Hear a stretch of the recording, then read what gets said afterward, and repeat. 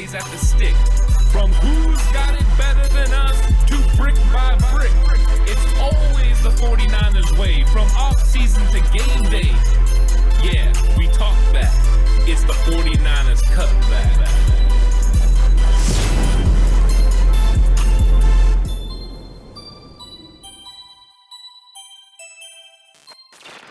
It's 49ers Cutback Podcast time. It's time to talk about the big hosses on the offensive line. Hold on. No. We got to talk about that hat first. That hat is glorious. Thank you. It's Appreciate beautiful. It represents everything San Francisco, California. And the black that I felt when the Niners lost to the Rams in the NFC Championship game. Now that that's out of the way, Ant, You're right. It is time to talk about free agent offensive linemen. Ant, free agent offensive linemen, options for the 49ers there, what to do. Do you re-sign Laken? Do you bring back in Brunskill? What is it going to cost to bring Laken Tomlinson back in? Because as you and I both know, for some reason, Ant, his number's pretty high. It's almost like he's good. He's reliable. He's always playing at a pretty high level. Yeah, I think the one thing we got going for us is Laken Tomlinson put the eyeball emojis out when Russell Wilson got traded. So he's still thinking NFC West. That's the only good news I got for you right now, because the bad news is, the rumor is, as he hits the open market, his number's going to continue to escalate because there's going to be a bidding war surrounding him. I'm kind of nervous about that because his number has looked like it's going to be $8 to $9 million, 9 being kind of the consensus. But now it's getting to the point where we see some of the top names possibly getting 12, 13 million. If that is the case, Laken Tomlinson, $10, $11 million seems entirely feasible. I've heard many 49ers, personalities talking about the fact that they would pay $10 million to bring back Laken Tomlinson. I do believe John Lynch wants to bring back Laken Tomlinson. They want to have a veteran security blanket surrounding Trey Lance, but I am not paying $10 million. I don't know if the 49ers would do it. I think that even they would cringe a little bit at that, but at $10 million, that seems pretty steep price for a left guard. You're talking about a cap hit for the left side of your offensive line of over $24 million, pretty close to $25 million with him and Trent Williams. Can you afford to pay a quarter of your offensive and total offensive salary cap to the left side of your offensive line? Some people will say yes. I think a lot of people will say yes. Some people would say no. Other people would say it's a necessity, Ant, and you're kind of iffy on it. Look, I would agree with you. I'm in the same boat in terms of the iffiness. $10 million is a lot of dough. A lot of dough there for that left guard spot. It's just hard. Alex Kappa's number right now is sitting at about 10.2 going into free agency period. And I think there's going to be a bidding war there for some teams, which may balloon that number up to 12, 14. And if it does do that, you're in a really bad spot if you're the Niners, because Laken could easily get that $10 million number. Here's the problem. I don't think it would stop at 10, though. I think it would get up to 12. And the minute it starts getting close to that 10 range, I'm kind of iffy in terms of, I understand if the Niners decide they wouldn't want to do it, just like you're saying, right? Yeah. I wouldn't want to pay that. It's a lot of money to put in at the left guard spot, when, again, you have to look at this, or try and look at this anyway, through the lens of the 49ers. That's what we're trying to do, through the lens of the 49ers. Not what I want to do, right? If it's me, you just spend all the money. It's not my money, right? It's not my money. You just spend all the money. But if you're a person who's working for that organization, knows what the salary cap is, know what you have to try and do, and things of that nature, $10 million is a lot when you got as much as you tied in already with one Trent Williams there to his left. What you're already paying Alex Mack there at the center position, and what we know about the 49ers, which is you don't pay guards a lot of money. You don't do it. It's the least valuable of the positions in Kyle Shanahan's scheme and offense. You try and find a way to replace those pieces and those guys. Went from Person to Brunskill, and Brunskill did serviceable. And I know how everyone feels about Daniel Brunskill. We'll get to Daniel Brunskill here in a little bit. The Niners just don't typically do this. If you're talking about that $10 million, $12 million number, it's just not feasible. It's just not something San Francisco's going to do. And if you do decide to do that, if you're the Niners and you pull the trigger on that there and make sure that Trey has the O-line you need, what other pieces are we losing? Because there are some free agents now the Niners still need to try and re-sign that you're not going to be able to if you do that. Yeah, more than likely, if you sign Laken Tomlinson to that type of deal, goodbye DJ Jones and goodbye Arden Key. Accurate. You're probably just not going to have the money to bring them back. So it would hurt the defense if you bring back Tomlinson. I get that you need to put a great offensive line or a very good offensive line around Trey Lance. You want to keep him upright. But you literally just drafted Jalen Moore and you drafted Aaron Banks, and you expect them to be able to step up. Now, if they haven't developed or they're not that is a huge miss for this department, the scouting department missed on these two guys, or the front, or even Kyle Shanahan, depending on who went this way. I think it's more that. I think it's more the scouting room. I don't think it was Kyle Shanahan. I think the reason why, let's clarify, the reason why too you feel that way is he's not a prototypical kind of guy to fit into Kyle Shanahan's system. Aaron Banks is a bigger guy who wasn't as mobile, was more power and strength, and he played in a zone scheme at Notre Dame, but he wasn't doing a lot of second level blocking and things of that nature that you do at the guard position for the 49ers. No, and Kyle doesn't normally draft guys who play guard all the way. Like, he normally drafts more versatile players, like Tom Compton, who play tackle and guard. So this is something he normally does. That's why Jalen Moore seems like a very prototypical sense. Kyle Shanahan type move. You get a guy maybe that needs to develop one area or the other, whether it's run game or pass game. Banks needs to develop the pass game, and then you got Jalen Moore that needs to develop the run game. So this is one of those things where at which point does the money just become too much? And if it does, are there other options, though, they can be able to go with, whether that's on their football team or not? We know about Banks and Moore. We know that Daniel Brunskill is a possibility. He's a restricted free agent. So they're going to put some sort of a tender on this guy, more than likely. If they put a second-round tender, his money's going to look about $3.9 million. Would you be willing to bring in Daniel Brunskill, bring him back for $3.9 million? For 1 year? Yeah. I mean, he made what, close to $1 million last year? Yeah. I mean, yeah, and here's the thing, right? I'm going to say yes, and people are going to go, well, he's not worth that. Dan Feeney for the New York Jets, a guy that is on this list and played in a similar scheme. And I wouldn't say the New York Jets had the best O-line in the world, but if you're looking for guys to bring in scheme-wise, you could bring in Dan Feeney. Dan Feeney made $3.5 million last year.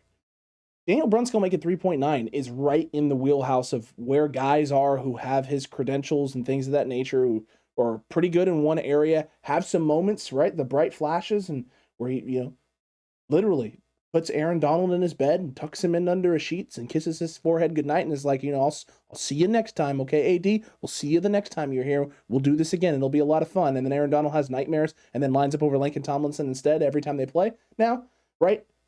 Daniel Brunskill has those moments. $3.9 million is not out of the realm of possibility. Do you want to have to pay it? No, you don't, but you need to make sure you have depth. You need to make sure you have pieces, right? And if you believe that Aaron Banks, and you believe, right, that Jalen Moore are going to develop, why not keep Daniel Brunskill around at $3.9 million? It's not a huge number. It's not a huge cap hit there. And you have a guy who's versatile, who can play in a bunch of different positions, whether that's center, guard, or tackle. That's why it makes sense. What you really want is Daniel Brunskill to be your sixth offensive lineman, because he can play tackle, guard, and center. So he's got all the versatility you need in case somebody gets hurt. He's your first guy in. I think everyone feels comfortable with him being a backup in that style. So I think that's why $3.9 million is not crazy. And that way, if a team did come calling Daniel Brunskill and did value him, you would get a second-round pick back. So I think the 49ers might put this tender on him, but they're going to have to worry about the money, unless they can get him under contract before that, which is always a possibility as well. So this is going to be something to watch, but the 49ers, are definitely need to fix this, line. And I think one of the ways, Laken Tomlinson is one of the ways, because that stabilizes it, and then all you have to worry about is right guard. Or do you? Because a lot of people have been bringing up, Alex, that it's time for them to trade Mike McGlinchey and maybe go with somebody like Morgan Moses, who's out there on the free agent market. Morgan Moses, I think Sport Track had him at 3 years, $27 million, $7.7 million a year. Is that something you would be interested in? Or I've even heard the conversation of maybe kick Mike McGlinchey into guard and play Moses at right tackle. It's an interesting prospect because it does two things for you. Bringing him in and kicking McGlinchey inside is a different, right? It's a different solution to a problem that you've been having. Mike McGlinchey, you're worried about him in the pass game. You're worried about what he can do in that area in that regard. And so you move him on the interior there. You get him at guard, where I think you and I both think he would have a lot of success on the interior there, especially would help him in the pass blocking oh my goodness gracious, thank you so much, aspect of the game, where it still would allow him to thrive as a run blocker on the interior. Yeah, that's fine. Morgan Moses, not a bad addition there. You pay less money at that position. You've now freed up some cap at that spot. Yeah, you got $10.8 million sitting there at right guard, but it's for 1 year. You can make a decision long-term or short-term, what you're doing with Mike McGlinchey. Maybe you extend him, you're moving him into guard, or maybe you just let the contract play out, and then you worry about the right guard position a year after that, or maybe Aaron Banks has developed enough that you don't have to worry about it down the road. It's an interesting prospect. My only thing is that I don't know if I don't know if this actually solves any problems, because I hate to break it to folks. Did Zach Wilson have the best pocket in the world over there with the New York Jets? Was Morgan Moses lighting up the world in pass pro in situations? I don't believe so. There's a reason his market value is 7.7, and the Niners took the 5th-year option on Mike McGlinchey. Yeah, I don't think it actually changes anything, because it makes you question why you would pay $10.8 million for Mike McGlinchey to play guard when you could just pay $10.8 million for Laken Tomlinson to play guard. So I think that is one of the reasons that type of situation doesn't make sense. If you're moving on from Mike McGlinchey and going to Moses, you're going to save about $3 million. So is that $3 million, is that going to be worth the change in player? Do you believe that there's a difference between McGlinchey and Moses? Because I think McGlinchey fits the system better than Moses does. Agreed with you. I think he's a better player. So to me, I wouldn't make that move, but because it's being talked about, we definitely need to discuss whether, he was one of those players they would bring in. I don't think they bring Moses in, and I don't honestly think they're going to trade Mike McGlinchey. I think they're going to stick with him and see what happens. There's more likely of Mike McGlinchey being extended and them lowering the cap hit this year, I believe, than him being traded and dealt away. The question is, when they make the extension, is that money going to go up to $15, $16, $17 million per year? As the going rate for right tackles go up, and the extension with Mike McGlinchey might look the same way. And you don't really want to get to the situation where you don't have him under contract for next year and have to bring him in, because you're not going to franchise him where you're going to have to pay him outrageous amounts of money. But you have to have that franchise tag as well, just in case you can't get Deebo Samuel under contract. That is accurate, Ant, and I know that may scare some folk, but hey, you gotta be ready for every and anything, Ant. You really have to. But speaking of another New York Jet, Ant, and a guy that we should discuss and talk about, I brought him up a little bit ago. Dan Feeney was a guard for the New York Jets, started this season for them. Scheme fit guy, played in the scheme, did some positive things, did some negative things. $3.5 million. Would you bring this guy in as a depth piece or as a guy who could come in and compete? I think if you're bringing in a guy that compete, he's a possibility, because like you said, he's played in the system last year. He played for Mike LaFleur. So if you're playing in that system, you understand what the 49ers are trying to do. A lot of the terminology and those things are going to be the same. The question I would have is, why would you pay $3.5 million to Dan Feeney if you could pay Tom Compton $2 million? Compton also understands the system and is a Kyle Shanahan guy. And can play both tackle and guard. Yeah, so, he has a lot more flexibility. So that's when you look over at Tom Compton, you're like, you just have more value to this team, because to me, versatility means a lot for the 49ers offensive line. You're not wrong. It truly does. And this is what the next question I was going to ask you is because of his flexibility, right? Because of the ways Compton and guys like Brunskill help this O-line, is that the bar? Like, is that who these guys are getting compared to? Not necessarily what you do necessarily on the field, but what you add to this room overall, because they are going to get a guy like Skule back as well, coming off the injury, that's going to be available, that has flexibility as well. Yeah, I think so. I think Brunskill and Compton are actually high priorities for the 49ers. I think they'd like to bring both of them back. They're cheap options, and you know what they can do in the system. Well, and there's the potential, right? If you lose Laken Tomlinson, it might not be what everyone wants to hear, but those two guys could step right in and start at your left guard and right guard. And Jalen Moore and Aaron Banks, if they're not ready, those two guys are your backups. Moore is your swing tackle. It might not be what everyone wants to hear, but those are definitely fallback plans the 49ers could have in place, because both of those guys have proven that they can do it at the NFL level. Is it at the level that you would like? No. Will Trey Lance at times be under pressure? Absolutely. Will they be good at running the football? Yes, they will, because Compton and Daniel Brunskill can do that well. And you got to keep Brunskill because you have the flexibility of him playing any position. But I think you're right. With Skule coming back, you would have those guys. So I think Compton and Daniel Brunskill are priorities for the 49ers. And that's going to scare some 49er fans. I think that truly is going to freak some people out and be like, wait, priorities, what? And for some, there's also going to be some that will be like, yeah, Tom Compton needs to be a priority. He should be starting, and he should be starting at right tackle the rest of the way. I have heard people making that argument. I think if you're moving on from Mike McGlinchey for the reason that you want to save, like you're bringing Compton back for 2.5 and you're trading McGlinchey and you're going to have a net savings of $8 million, and that's going to turn into Laken Tomlinson, we can have a conversation about that, because then that's a net gain. I think you do. It depends if you value Mike McGlinchey more than you value Laken Tomlinson, or is it Laken Tomlinson and Tom Compton for Mike McGlinchey? If you're looking at that trade-off, it might be worth more having those two guys. It's a tough balance. It really is. It's a tough balance. It's a tough thing to have to consider. But you got to consider all of it, and you got to look at all these guys. And in a shocking surprise, Ant, there's a lot of New York Jets offensive linemen available, including Alex Lewis, who was a guard for them on the other side, opposite of the gentleman we just talked about in Dan Feeney. Going to be a very cheap option. Made 800. I think he made $950K this past season. His contract was front loaded, so he got paid a good chunk of his money, almost $9 million of his $11 million contract in the early portion. Didn't make a whole lot of money. Definitely didn't wow anybody. Looking for depth, looking for a guy who understands the scheme, could come in and try and compete and push. Maybe possibility there. What are your thoughts? Yeah, it's not always about starters. It's about improving depth. And if you're going to lose some guys, your depth is going to become a starter. And if your depth's becoming a starter, then you need to improve behind them. So getting a guy that's familiar with the system and knows what's going on is important, especially if they're cheap.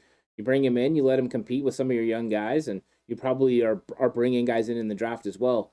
So I think a lot of times it's not always just about improving the starters, but improving the backups as well. 100%. It's definitely about improving your backups. You want your depth to be there and available and able to have an impact. And speaking of depth and impact and guys you want to see develop in the system, and I mean, the Cutback crew is pretty big on Jake Brendel, and they were very excited when we brought this guy in. He's going to be an unrestricted free agent this season.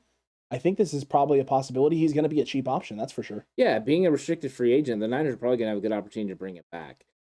Jake Brendel was somebody that didn't make the 53-man roster, which surprised a lot of people, as the Niners really didn't keep a backup center behind Alex Mack. I think they were just always counting on Daniel Brunskill to fill in an emergency situation. Accurate. But as the season went on and you had some injuries around the way, then they had Jake Brendel on the active roster, and he was there just in case. I think Brendel's a guy that definitely could be coming back because he can play center and guard. So it gives you flexibility to play the interior. I mean, a lot of times when you play guard, you play center, you play center, you play guard. It's kind of a natural thing. So I think that he's somebody that they would like to bring back. The fact that he's a restricted free agent, I think it makes it a little bit easier. Extremely easier to do so because you're able to put whatever tender you'd like on him. If you want to put a tender, you're also, not necessarily having to over underpay for a guy, especially a guy that's going to be a little bit further down. This isn't going to be a day one signing, right? Jake Brendel, day one, first guy that gets brought in, right? And Jake Brendel, I know you're sitting there going, how can you possibly say that, seeing as they just signed Keaton Sutherland, from the Bengals practice squad? That's different. That was a practice squad, signing a guy who was going to be filling out the 90-man roster. This is potentially a 90-man roster fill out, but a guy who's now been in your system for a couple of years and you think has a better idea of what he can do for your team going forward a little bit longer term. Well, some of these restricted free agents and exclusive rights free agents might already be taken care of. That's true also. There's a possibility they get done early.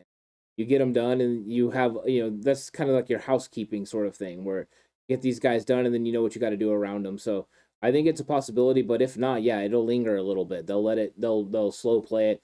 And don't freak out if when the first wave starts, if it's the third wave kind of guys that are getting announced for the 49ers. And no reason to panic. Doesn't mean that these guys are the priority moves. It just means they were the easiest ones to work out. Yeah, it was the ones that were, the numbers made the most sense for the Niners. So Niners could be working on second wave guys or even first wave guys. But all the while, you have to take care of some of the other housekeeping stuff as well. And speaking of some second and third wave guys, let's talk about Lucas Patrick, another guy who's a scheme fit guy, came from Green Bay. With all the shuffling they had on their O-line and starters being out, this guy got an opportunity, get some run in, definitely has an understanding of the system, comes from a very similar tree. But this guy necessarily hasn't had I wouldn't say he's had the greatest career. He hasn't started a bunch of games, but he's been a solid option. He's been on rosters in the league. This guy hasn't not been in Green Bay. He's been in Green Bay. He's been available every season since 2017. Has started 34 games of the 73 career games that he's been available for. So this guy's definitely been an option and something that Green Bay has relied on. But the Niners also rely on that as well. Yeah, exactly. I mean, anytime you started 30-plus games in the NFL, it means you got some ability there. The fact that he ran a similar system under Matt LaFleur means he could translate very nicely to your system. He runs the things that you want to do very well. So, yeah, this makes sense. I mean, and, all these guys are looking for opportunities to start. If you have a situation where Laken Tomlinson leaves, you bring him in and you let him compete with, like, Aaron Banks, for instance. And if Banks can't beat him out, then you got a guy that can go in there that's competent, that can start. I do think that you would rather have Compton and Brunskill in that sort of situation. 100%. But yeah, you're keeping an eye on these guys because you never know. Somebody with money could come through and offer, Tom Compton a little bit of cash to go play tackle or guard somewhere. So you always got to be willing to, make a move and look around. But this is a guy that makes sense. You got guys for the Jets that make sense. You got guys from the Packers that make sense. In a surprising move, and guys who play in similar schemes and fits it kind of makes sense. Well, it's kind of easier to break down the film, right? When you see them doing the same sort of things you do and you know that they can do it. Hey, I've seen that scheme before. Yeah. Hey, I know he's supposed to get second. Oh, he did it. No, that's nice. Yeah, I mean, that's the thing. You can look at the blocks that they're making and know that they fit what you do. And you're going to be able to tell. And that's a good thing when you're breaking down other players. It just makes sense. Now let's talk about two names, and that not necessarily scheme fits, but guys that you've watched some film on. We've seen some things of these two gentlemen, and they're going to be fairly cheap options. They're not going to be very, very ridiculously expensive, and they're probably not going to be on Tampa Bay's radar, in all honesty, in terms of bringing back into the fold there. Aaron Stinney and Mason Cole, both guys there coming out of that situation, and Cole, a little bit more of the flexible option. Right? Yeah. He can play both tackle. He played that in college and played some center as well. Yeah, Stinney has also played guard and center. There you go. So both of them. Stinney, a follower of mine on Instagram, so thank you, Aaron Stinney. But no, Aaron Stinney is he's a guy that I think that's a young player that is more flexible than people think. I think he could be a scheme fit playing interior at the guard spot. We said Stinney too. I believe it's Steiny. So Mr. Steiny. No, it's Stinney. Is it Stinney? It's Stinney. Yeah. Okay, so I messed it up the second time. Yeah, it's okay. Well, Stinney, Steiny. Hopefully he's just knocking people on their hiney. That's what I want. But he went in for Tampa Bay in their playoff run and Super Bowl run, and he had to go in and have some big time snaps and play in some big time moments. And he did well. He was serviceable. So he could be looking for an opportunity to go play. And anytime that you've played for Vrabel and then you go play for Tampa Bay, you got to feel confident about his blocking ability. So I think this guy is not one of those guys you're like, oh, this is a high-priced free agent, somebody that's going to come in and start right away. But he is a guy that can help your football team. And if you want somebody to compete for the guard spot, if you want someone to develop as a possible backup center for Alex Mack, he's somebody I like. And with Cole, you're right, versatility. Played tackle at Michigan, but he can play center, he can play guard, and I liked his movement skills. I liked how he played and got out on the edge. He ran screens and that sort of thing. He looked very fluid. So both of these guys are low budget, but could be high reward depending on how they develop in your system. And Minnesota's with the team he was with. He wasn't with Tampa Bay. Cole, he started with Arizona, got traded to Minnesota this past season, and started some games for him. Played some good snaps there, and like I said, like you said, the flexibility, the versatility with both of those guys is important. And the interesting thing with Cole too, is the size. He's 6'5". He's 298 pounds, excuse me. And you can tell he moves very fluidly. You and I both watched some of the tape, and it's like, yeah, this guy looks like he would fit kind of really well into San Francisco almost immediately. Yeah, he fits the system, definitely. I mean, that's why he was a third-round pick for Arizona. He fit what they were trying to do, and they're kind of rapid-fire, get-after-it, offense.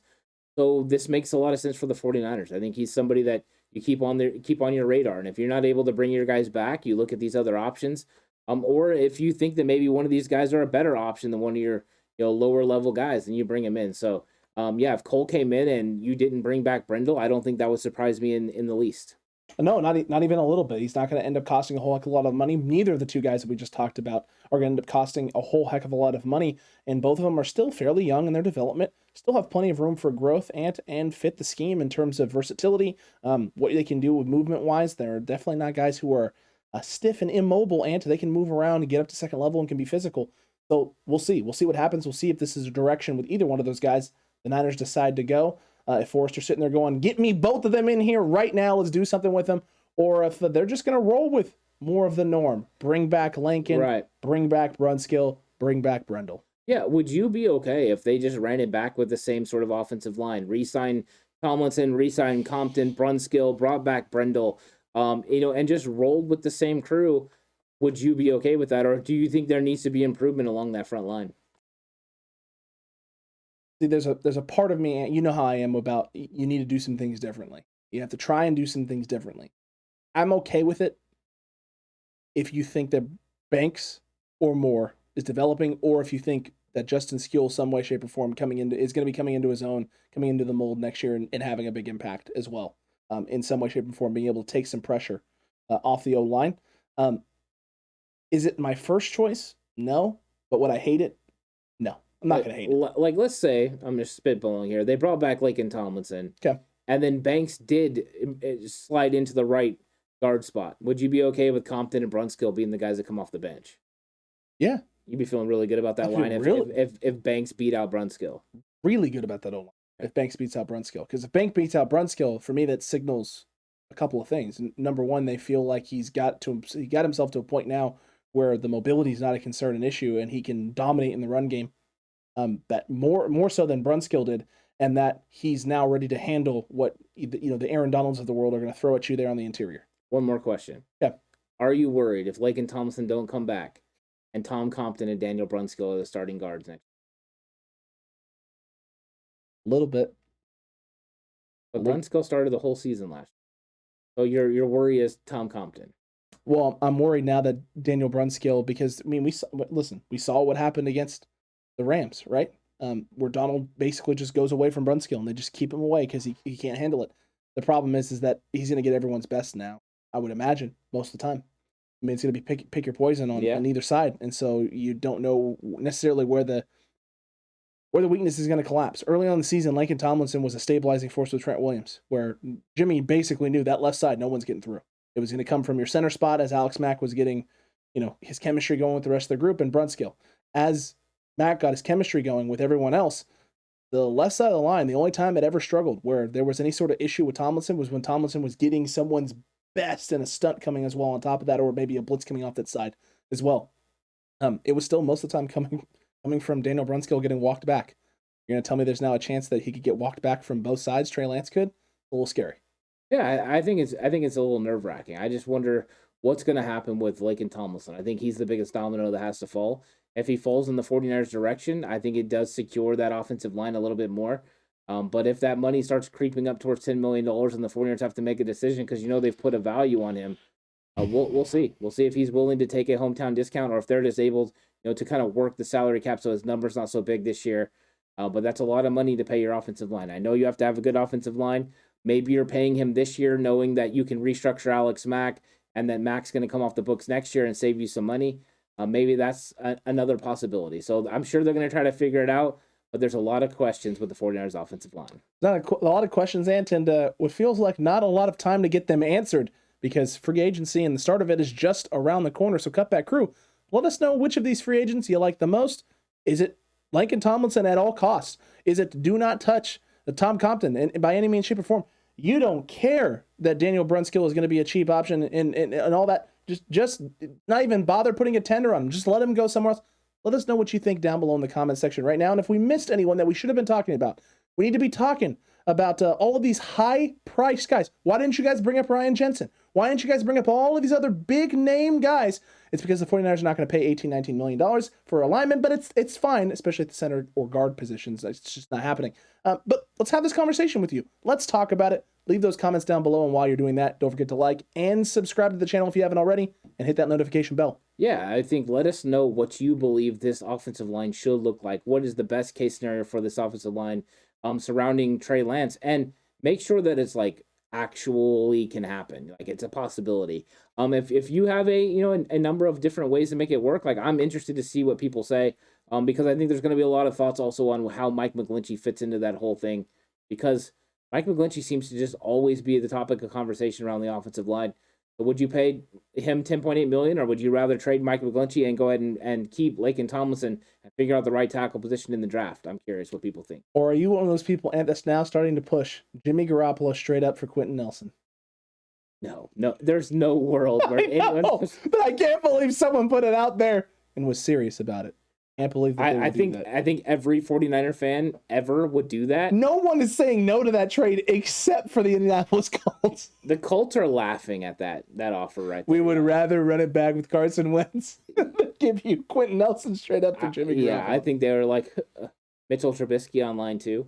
Mitchell Trubisky. It's not going to cost us. It's not going to cost us. Yeah, Mr. Quentin Nelson. Look, we want to hear from you, Cutback Crew. Let us all know down below. And if you're listening on traditional podcast platforms, make sure you leave a nice 5-star rating. Hopefully, we've earned that. If you've been around this long and are hearing this now, we would appreciate it. It really helps the pod grow. And that's all we're trying to do right now. Grow this community, grow this channel, grow this conversation, and get more and more people talking with us about the San Francisco 49ers. Yes, it's one of my favorite things to do. I don't even watch a whole lot of sports besides that, especially because baseball's gone. Thanks a lot, baseball. Way to go, baseball. I don't have a lot to do right now, and I could be getting into spring training and all that good stuff, but no.